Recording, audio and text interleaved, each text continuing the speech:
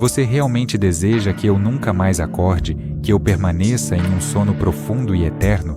Esta informação, este acontecimento, será mantido em absoluto sigilo entre nós dois, um pacto inquebrável. Você realmente deseja que eu nunca mais acorde? Que isso acabe com todos eles.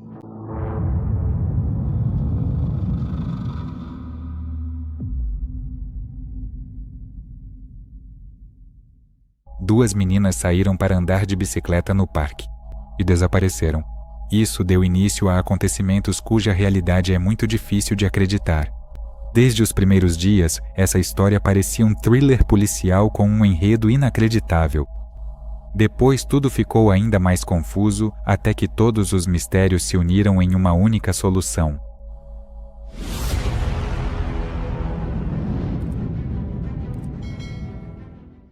Amigos, depois de assistir, recomendo dar uma olhada no meu canal do Telegram, onde eu diariamente publico para vocês notícias criminais interessantes de todo o mundo, sem censura.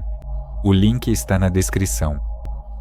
Laura Hobbs nasceu em 25 de setembro de 1996 no Texas. Mais tarde, os pais dela tiveram 3 filhos.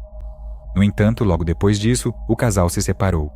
A mãe de Laura, junto com as crianças, mudou-se para a pequena cidade de Zion, localizada no estado de Illinois. Laura gostava muito desse lugar.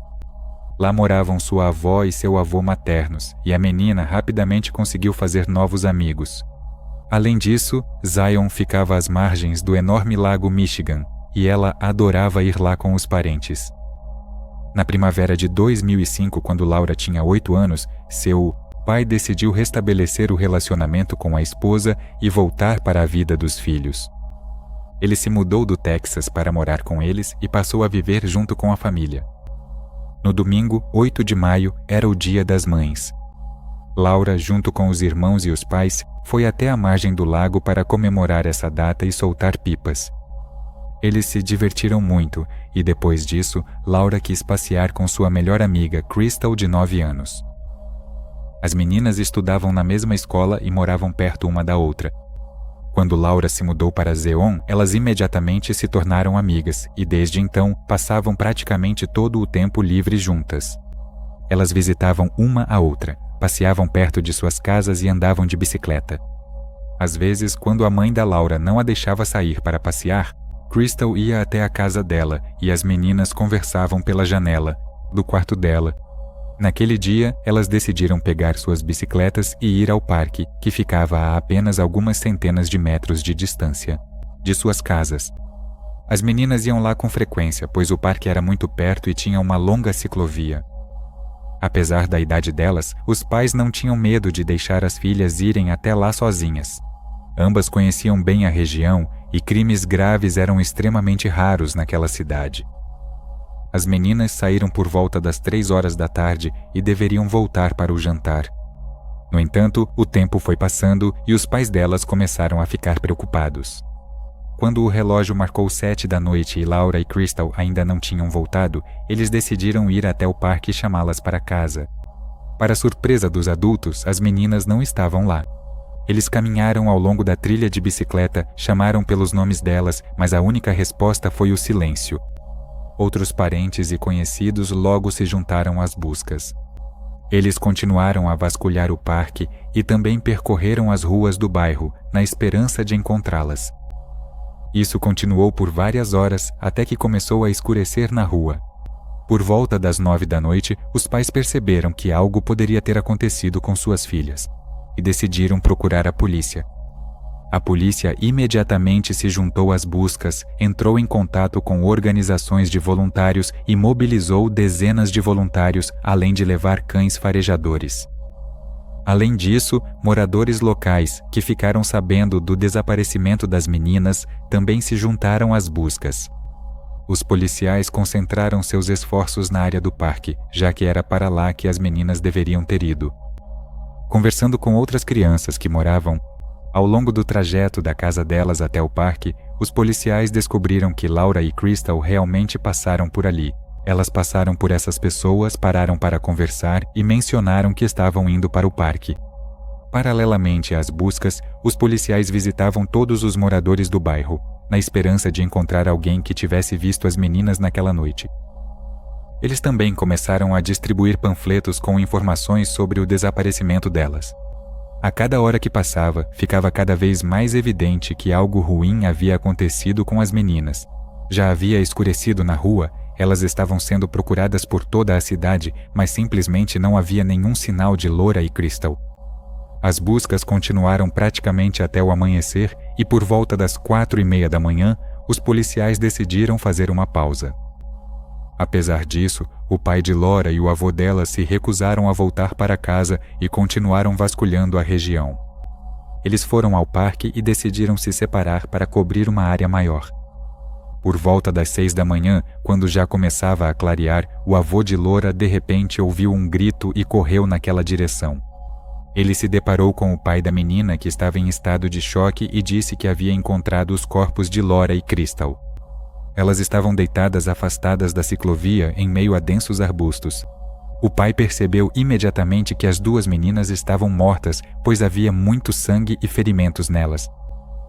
O homem ligou para a polícia, que chegou ao local imediatamente. Após examinarem os corpos, os peritos médicos determinaram que a causa da morte das meninas foram múltiplas feridas perfurantes, provavelmente de faca. No corpo de Laura foram encontradas 20 dessas lesões e em Crystal, 11. Essa notícia chocou os moradores da pequena cidade.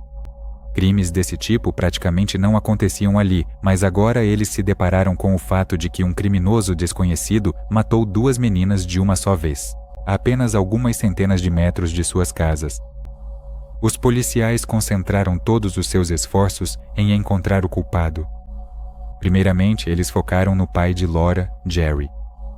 Eles ficaram desconfiados com o fato de que o homem conseguiu encontrar os corpos sozinho, depois que o parque já havia sido vasculhado por policiais e voluntários. Investigando mais a fundo, eles descobriram que Jerry tinha um histórico criminal considerável, começando pelo armazenamento de substâncias proibidas na juventude e chegando até agressão contra pessoas. Um episódio ocorrido em 2001 foi o motivo pelo qual sua esposa, junto com os filhos, se mudou para outro estado. Em um dos dias em que ainda moravam no Texas, Jerry e sua esposa tiveram uma briga que rapidamente ficou acalorada. Naquele momento, eles estavam em frente à casa e 3 homens testemunharam o que estava acontecendo. Eles acharam que a mulher estava em perigo e decidiram intervir. Jerry ficou furioso com isso, foi buscar sua motosserra, ligou-a e começou a perseguir os homens. Eles finalmente conseguiram derrubá-lo no chão e imobilizá-lo antes da chegada da polícia. Jerry. Ele foi indiciado e 1 ano depois, o tribunal o condenou a 10 anos de liberdade condicional. Conforme os termos de sua sentença, o homem era obrigado a se apresentar regularmente ao seu oficial de justiça, mas faltou a um compromisso em determinado dia. Como resultado, seu período de liberdade condicional foi substituído por 18 meses de prisão. O homem foi libertado apenas algumas semanas antes da morte de sua filha. Ele foi para Zion praticamente imediatamente após sair da prisão. Para a polícia, era óbvio que Jerry tinha uma tendência a comportamentos agressivos. No entanto, eles não tinham provas nem um motivo. Por isso, o homem foi convidado para um interrogatório. Ele concordou em ir à delegacia e logo os investigadores deixaram claro que estavam considerando seu envolvimento. Durante várias horas, Jerry negou que pudesse ter matado sua própria filha e a amiga dela, além de insistir que ele não tinha absolutamente nenhum motivo para tal ato. Ele assegurou que não tinha nada a ver com isso. Segundo ele e a esposa perceberam que Laura ainda não havia voltado e então o homem saiu para procurá-la. Ele continuou procurando por ela até de manhã, até que avistou o corpo da menina naquele parque. Mas depois, o homem de repente começou a mudar sua história. Ao todo, o interrogatório durou mais de 20 horas, durante as quais Jerry, sob a pressão sistemática dos detetives, começou gradualmente a confessar o que havia feito. Ele disse que naquela noite realmente saiu à procura da filha e a viu no parque junto com Crystal. O pai repreendeu-a por ter saído para passear sem permissão e exigiu que ela fosse imediatamente com ele. No entanto, a menina se recusou, então Jerry a agarrou pelo braço e quis levá-la para casa, mas ela começou a resistir. A amiga dela, Crystal, também exigiu que ele deixasse a menina em paz. Depois tirou de seu bolso uma pequena faca e a apontou para Jerry. Isso deixou o homem furioso. Ele agarrou a faca e desferiu múltiplos golpes de facada nas meninas. Depois deixou seus corpos em uma área coberta do parque e foi embora, de lá. Mais tarde, na manhã do dia seguinte, ele supostamente encontrou as meninas e pessoalmente informou a polícia sobre isso para afastar as suspeitas de si mesmo. Durante esse relato, Jerry chorou, mas, mesmo assim, ele assinou sua confissão e a repetiu diante das câmeras. Os familiares da menina ficaram chocados com esse desfecho. Ninguém deles poderia imaginar que o assassino seria o próprio pai da Laura. No entanto, sua esposa disse mais tarde à polícia que sempre soube da tendência do marido à agressividade, considerando seus crimes anteriores. Mesmo assim, o homem admitiu sua culpa após o que foi preso e encaminhado à prisão enquanto aguardava julgamento. Logo, o promotor declarou que pretendia buscar a pena de morte.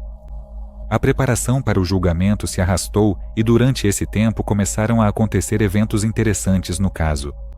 Jerry recebeu um advogado e o homem de repente declarou que, na verdade, ele não tinha nenhuma relação com esses assassinatos. Segundo ele, confessou sob uma pressão colossal por parte dos detetives, que o interrogaram por mais de 20 horas. O homem também afirmou que eles ameaçaram a ele e a sua família, além de submetê-lo a humilhações físicas. Naquele momento, ele não dormia há mais de 2 dias e estava em um estado extremamente deprimido, pois havia encontrado sua filha assassinada e não conseguia lidar com essa dor. Os policiais começaram a dizer que, se ele simplesmente confessasse os assassinatos, o deixariam ir para casa e lhe dariam a chance de dormir. Depois disso, eles praticamente criaram para ele o cenário mais provável do que havia acontecido, e Jerry simplesmente repetiu o que eles disseram. Quando os detetives juntaram toda a história completa, eles mesmos escreveram a confissão no papel e pediram ao homem que assinasse, além de dizerem para ele ler o texto do papel diante da câmera. O advogado imediatamente solicitou a revisão do caso, mas o pedido foi rapidamente negado. A acusação insistiu que Jerry havia confessado tudo e confirmou diante das câmeras que estava prestando depoimento de forma voluntária.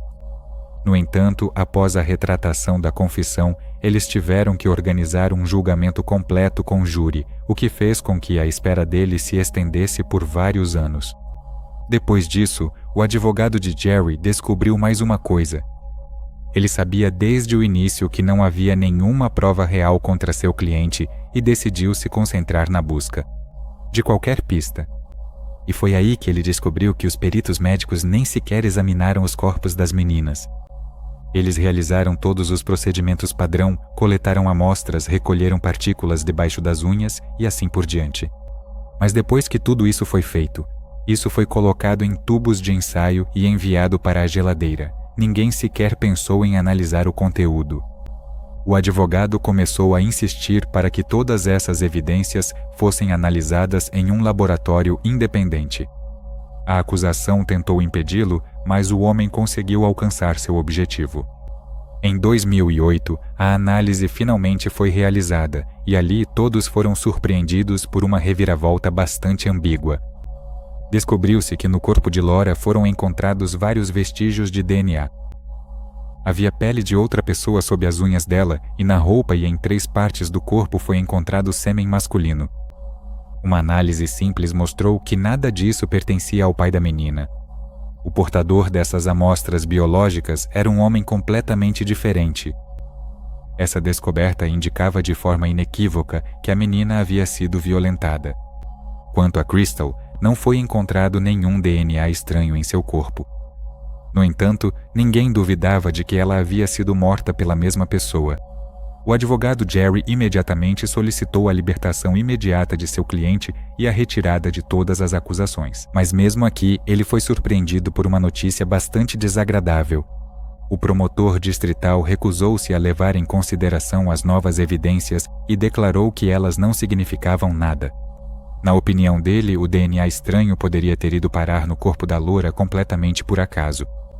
Ele disse que jovens casais costumavam frequentar aquele parque regularmente para ter relações íntimas. Segundo o promotor, foi exatamente por esse motivo que o sêmen masculino foi encontrado no corpo da garota, pois poderia ter ficado ali na grama ou nos arbustos. Quando ele fez essa suposição, não demonstrou nenhum constrangimento, mesmo o fato de que parte das amostras biológicas foi encontrada dentro do corpo da vítima. Apesar de essa versão soar completamente absurda, Jerry continuou preso aguardando o início do julgamento. Ainda assim, o advogado conseguiu, no entanto, que as amostras de DNA fossem inseridas no banco de dados do FBI, mas não houve nenhuma correspondência.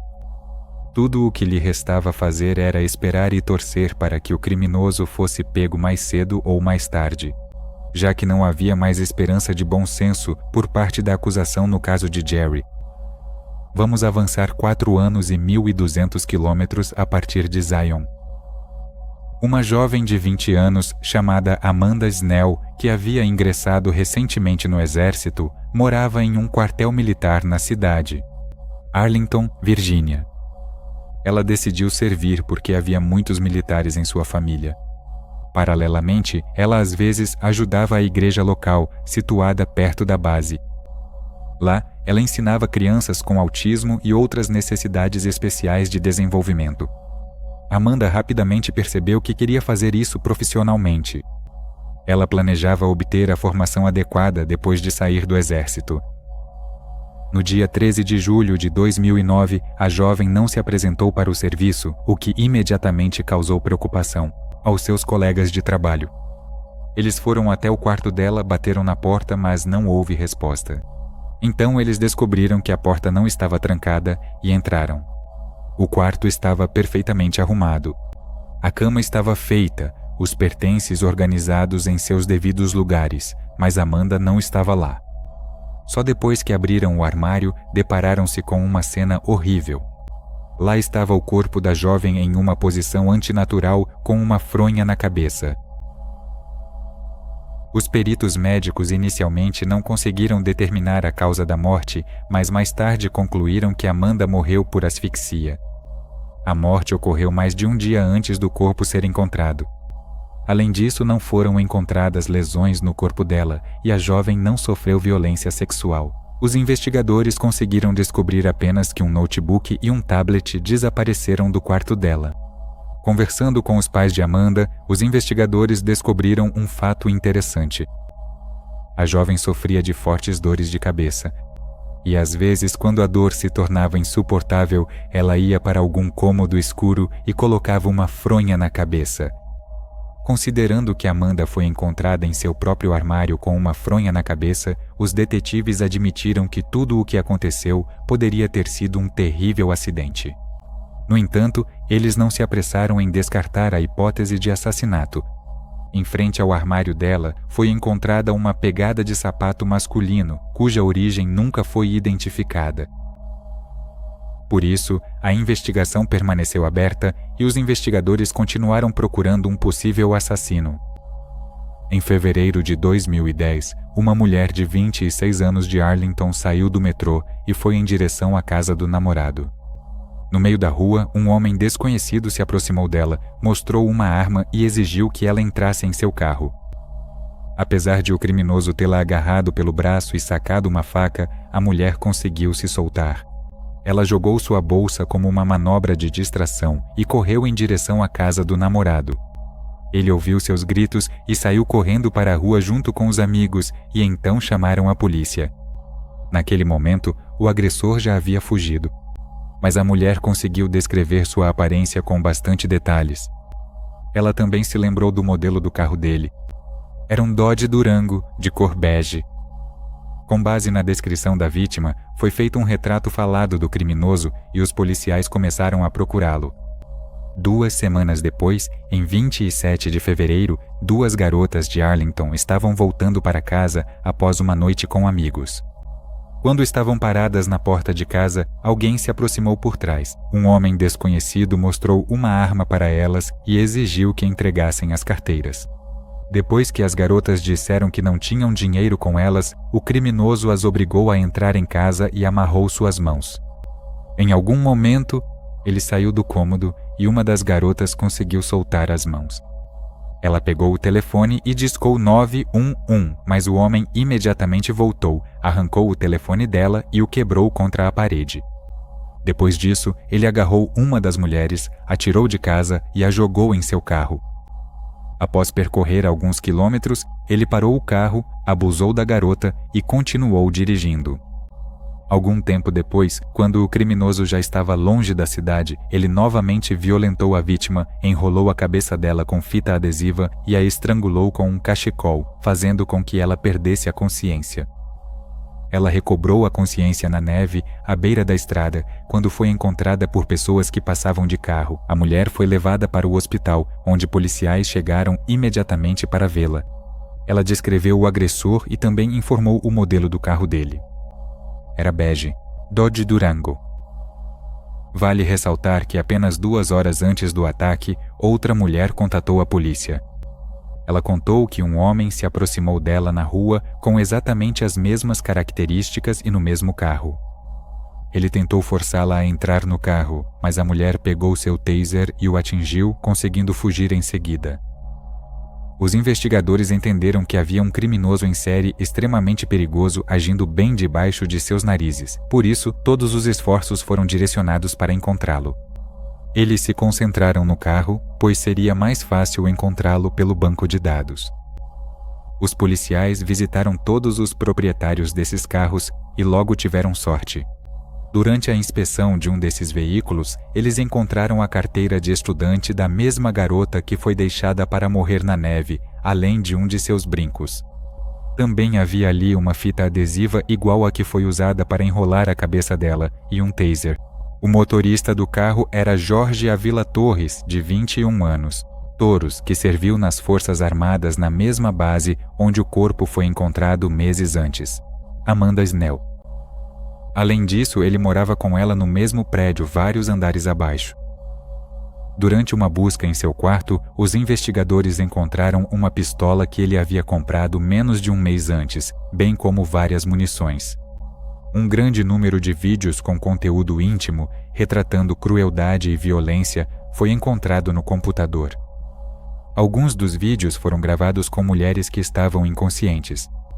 Fotos de touros, misturadas com fotos de outros homens, mostraram imediatamente as imagens às 3 garotas que ele havia atacado, e todas, unanimemente, apontaram para ele. Eles se lembravam bem do rosto do criminoso, já que ele nem sequer tentou escondê-lo durante os ataques. O homem foi posteriormente preso e levado para a cadeia aguardando julgamento. Os investigadores entenderam que havia uma grande probabilidade de conseguirem condená-lo pelo sequestro de uma garota e pelo ataque a outras 2. No entanto, diante deles, surgiu outro problema. Torres passou a ser suspeito do assassinato de Amanda, mas nesse caso não havia nenhuma prova contra ele. Então, os detetives decidiram recorrer a um truque. Eles colocaram outro detento na cela com ele, que concordou em usar uma escuta e tentar fazê-lo falar. Para surpresa de todos, isso funcionou muito rápido. Bastou uma semana para que Torres começasse a confessar o que havia feito. O homem literalmente se gabava de ter matado Amanda, simplesmente porque teve essa oportunidade. Ele acrescentou que fez isso pela adrenalina e descreveu em detalhes como colocou o corpo dela no armário.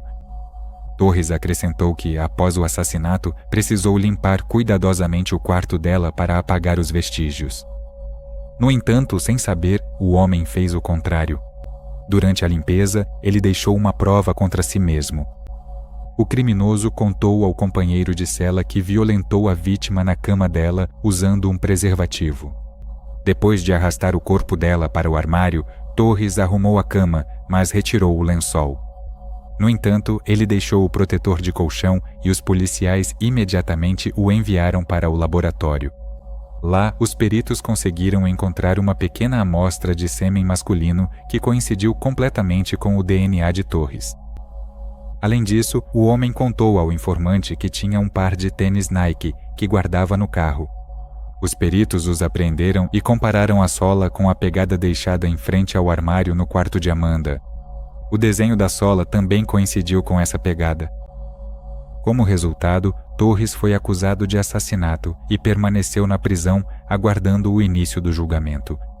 Enquanto isso, a amostra de seu DNA foi carregada no banco de dados do FBI, e é aqui que voltamos para Zion. Algumas semanas após a amostra ser inserida no banco de dados, os investigadores locais encontraram uma correspondência completa entre o DNA de Torres e a amostra de sêmen encontrada no corpo de Laura Hobbs. Em seguida, todos foram surpreendidos por uma descoberta ainda mais impressionante. Descobriu-se que Torres era natural de Zion e era amigo do irmão da segunda menina assassinada, Crystal. Por esse motivo, ela e Laura também o conheciam, o que mais tarde foi confirmado por outras crianças. Na época da morte das meninas, ele tinha 16 anos, e os policiais nem sequer o consideraram como suspeito. Na verdade, eles estavam obcecados apenas por uma pessoa, o pai de Laura, que estava preso aguardando julgamento, durante 5 anos inteiros.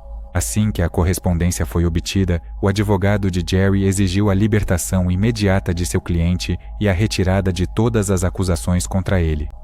Desta vez, o promotor finalmente não pôde contestar como vinha fazendo antes. O fato de terem encontrado sêmen de Torres no corpo de Laura excluía a participação do pai dela.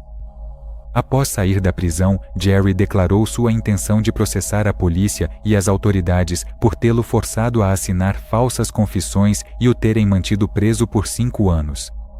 Eles rapidamente perceberam que não tinham chances de ganhar esse caso e, em caso de derrota, teriam que responder por suas violações e incompetência. Por isso, ofereceram ao homem um acordo pelo qual ele recebeu quase $8 milhões e ele aceitou. Quanto a Torres, o processo judicial na Virgínia só foi concluído 4 anos após sua prisão. O homem se recusou a admitir culpa, mas o júri o considerou unanimemente culpado. O homem foi condenado à pena de morte pelo assassinato de Amanda e por tentativa de sequestro de 2 jovens e o sequestro de uma terceira. Ele recebeu 5 sentenças de prisão perpétua, além de 168 anos de prisão. Logo após isso, ele foi extraditado para Illinois, onde começou o julgamento pelo caso de assassinato de Laura e Crystal. No início, o homem também negou seu envolvimento e seu advogado tentou provar que o sêmen encontrado no corpo da vítima não comprovava a culpa de seu cliente. Mas depois Torres recebeu uma proposta de acordo. De qualquer forma, ele enfrentava a pena de morte, e mesmo que essa sentença fosse adiada por décadas, como geralmente acontece, ele nunca sairia em liberdade. No final, o criminoso concordou em se declarar culpado em troca de mais 100 anos de prisão e transferência para outra penitenciária, pois na anterior ele sentia que sua vida estava ameaçada.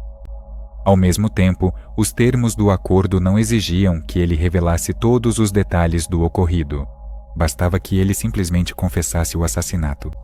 Assim, Torres permaneceu atrás das grades aguardando a execução, que até hoje não foi realizada. Quanto aos policiais que forçaram Jerry a assinar uma confissão falsa, nenhum deles recebeu sequer a menor punição. O próprio homem nunca conseguiu voltar completamente à vida normal.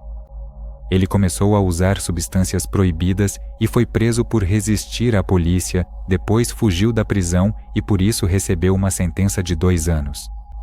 Ele também não conseguiu voltar para sua família e permaneceu morando no Texas. Algum tempo após ser libertado, ele deu uma entrevista na qual admitiu que essa confissão falsa, obtida sob pressão, arruinou sua vida para sempre.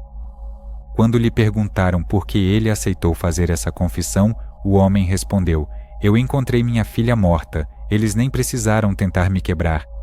Eu já estava quebrado." Por fim, vale acrescentar que os policiais e a promotoria do condado acabaram recebendo a merecida dose de críticas por parte da mídia nacional e do público. Se eles não tivessem se fixado em um único suspeito e tivessem conduzido uma investigação adequada, teriam tido a chance de pegar o criminoso muito antes. Em vez disso, deram a ele a oportunidade de matar uma mulher e atacar outras 3. E esses são apenas os casos dos quais temos conhecimento. Compartilhe sua opinião sobre essa história nos comentários e não se esqueça de deixar um like neste vídeo se você gostou. Também recomendo que você se inscreva no nosso canal do Telegram, onde publicamos diariamente as notícias criminais mais interessantes de todo o mundo, sem censura. O link está na descrição. Obrigado por assistir.